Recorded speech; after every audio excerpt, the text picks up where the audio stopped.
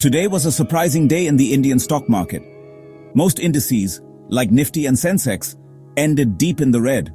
It looked like doom and gloom out there, right? But here's the twist. While everyone was panicking, the so-called smart money, both FIIs and DIIs, were actually net buyers today. In simple words, the biggest players were quietly picking up more shares, even as the market tumbled. So, if both FIIs and DIIs were buying, who was selling so much that the market crashed? Well, the answer is, mostly retail investors like you and me and the high net worth individuals.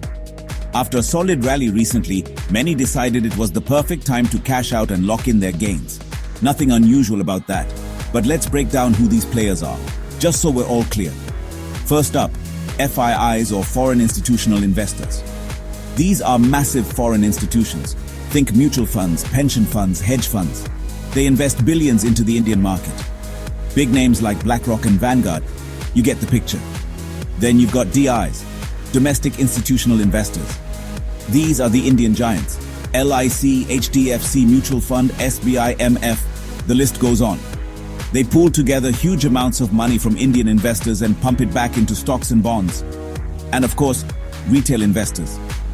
That's everyday folks like us, investing anywhere from a few thousand rupees to maybe 50,000 or a bit more, usually through apps or our trusted brokers. Don't forget the HNIs, high net worth individuals. These are the big fish business owners, professionals, or anyone with crores to invest. They often have personal advisors and make large bets in the market. So, what's the big takeaway?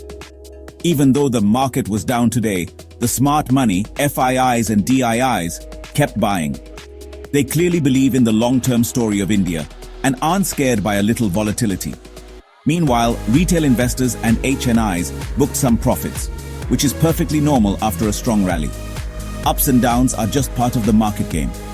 But what really matters is understanding who's buying and who's selling. So here's a question for you. If FIIs and DIIs are buying, will you join them or wait for a bigger dip? Tell me in the comments below. And if you found this update useful, don't forget to like, share and subscribe to Stock News by Partha for more insights and quick market updates. Thanks for watching. Catch you in the next one.